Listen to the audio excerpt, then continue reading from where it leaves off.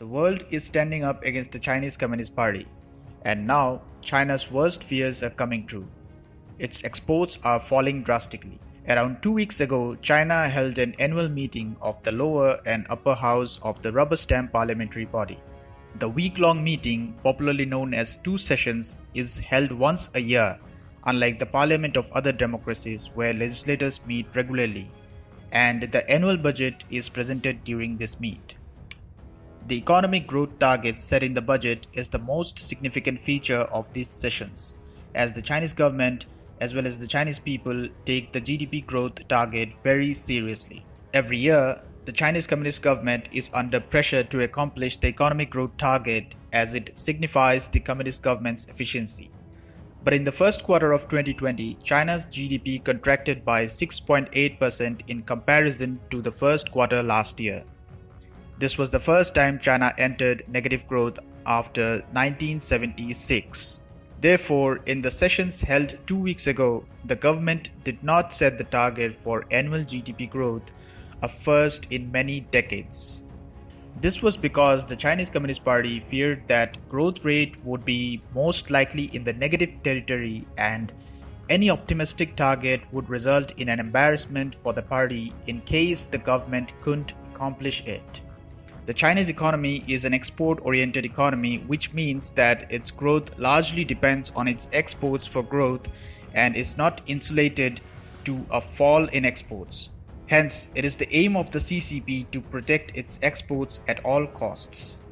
But as the data for the exports in the month of May were released, the Chinese government's worst fear came true, with contraction in exports and imports falling to their lowest in 6 years.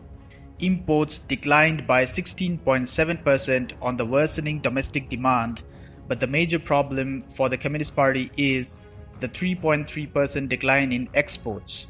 The contraction in imports for 2 consecutive months would actually help the country to increase its foreign exchange reserves, which already amount to around $3.1 trillion. But what the Communist government fears most is the decline in exports, as it shakes the fundamentals of China's economic model. China built its economy in the last 4 decades with a focus on one single factor: exports. With the help of exports, it became the second largest economy in the world and gave employment to millions of citizens. Today, China exports goods and services worth more than $2.2 trillion, or 20% of its GDP. It is the largest exporter in the world, ahead of even the United States, the largest economy in the world, by $600 billion. The country built foreign exchange reserves worth $3.1 trillion, more than the GDP of India in 2019, thanks to its export prowess. In the last 4 decades, China established itself as the factory of the world, providing cheap labor to Western countries for contract manufacturing. The entire growth story of China was built around cheap manufacturing and exports. But with the protectionist governments in power in countries around the world, the free movement of goods started deaccelerating, and China's status as the factory of the world is under strain. The outbreak of coronavirus, which originated from China, made the countries realize that doing business with a country like China, with the glaringly opaque system, is dangerous to humanity. Above all, the most powerful countries have now come together under the leadership of Donald Trump with a single aim: the restructuring of the global supply chain and weakening of China. In the last few months, countries around the world increased tariff on Chinese goods and are incentivizing their companies to shut down manufacturing units in China. Most of these companies are shifting to South Asian and Southeast Asian countries, which have labor cheaper than China and a huge market to cater to.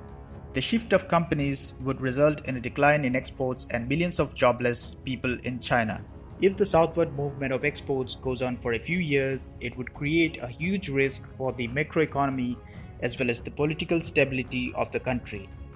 The authority of the Communist Party is derived from its ability to deliver economic growth and prosperity to a large number of people in a short span of time. Therefore, once the economic growth slows down with a fall in exports, unrest and democratic movements will pick pace and threaten the authoritarian communist regime. It is here that China's worst fears are coming true and the signs are already visible.